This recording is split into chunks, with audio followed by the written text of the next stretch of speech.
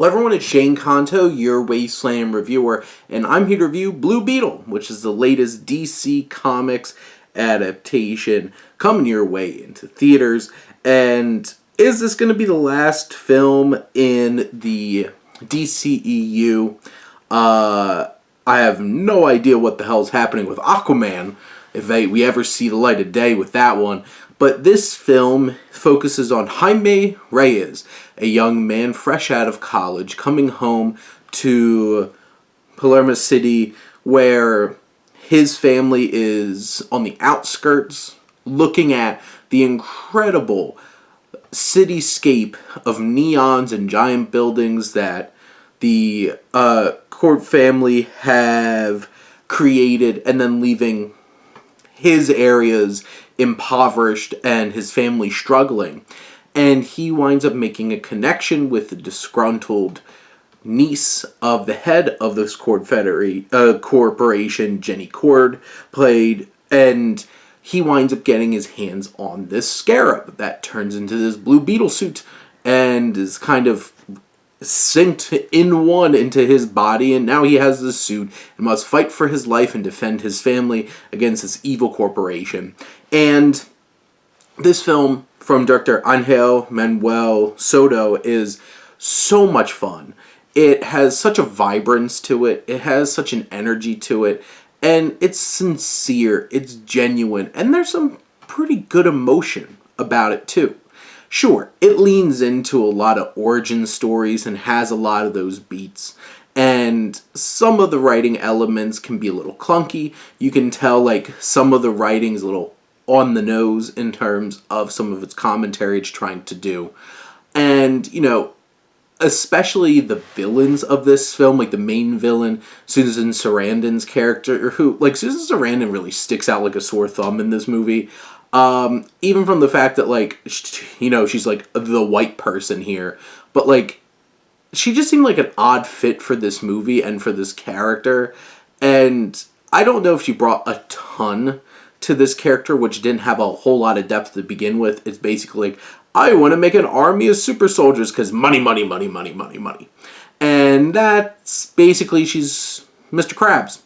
Just wants money. So, in the end, not particularly interesting that, but she does have this henchman who has a lot of backstory and trauma, who kind of just turns into like Whiplash, at least look-wise, from like Iron Man 2. And, you know, this film has a lot of feel to like Iron Man or like Ant-Man with like the suit and the look of it, but, you know, it's kind of hard to avoid some of those things on some level. But I do think that like the action sequences in this film are pretty exciting and fun, and they find ways to make it feel unique and feel like it's full of energy. And it's really well shot in that way. I think Jolo Mariduena, who plays Jaime, I love him. He's so great in Cobra Kai as Miguel. And he brings just so much energy and charisma to Jaime. And you fall in love with this character right away. But you fall in love with his whole family too, because they're an absolute blast. You have his dad, Damien Alcazar, Adrian Barraza, who's his nana, Belissa Escobedo, who plays his sister. She's a lot of fun. She brings a lot of personality. Elpidia Carrillo, who plays the mother. But the one who steals the show, and you can probably tell from the trailers, is certainly George Lopez, who plays Rudy, his uncle. He, like, literally everything out of his mouth is hilarious, and he steals every single scene that he's in, and he's such a blast in this film. But Jolo really is the one that is the star of this film. And you have Becky G, who's the voice of his suit, and they have an interesting dynamic that develops over the course of the film. Bruna Marquezine, who plays Jenny, I wish there's more to her character. I think that this actress does a really fine job with what she has, but there's not a ton of depth there. But I do feel the genuine connection that develops between her and Jaime's character, because I think the performances really deliver on that, and they have some good chemistry, and you have some sweet, tender moments with that. But one of the things I feel like this film really does well is making this isn't like an origin story of a young man becoming a superhero. It's about a whole family taking on this responsibility together. And I think that's unique and fun and interesting. And that's, I think, the dynamic that really adds layers to this, because on one hand, it's a family together and in conflict with a broken family.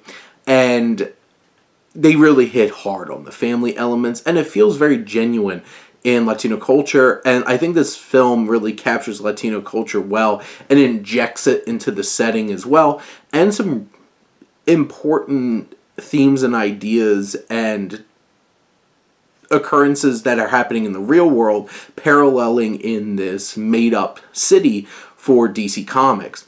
And in the end, I do think that this film, leans in a little bit on some of those origin story tropes, but it's fresh, it's exciting, it has a lot of energy, it's genuine, there's some real good emotion, like people were crying in my theater, especially towards the end. It has some surprises along the way, exciting action, but the music from the Haxon Cloak absolutely is banger. Like, this soundtrack is incredible, really grabs your attention. The music in general in the film really brings a lot of spirit and personality to the film.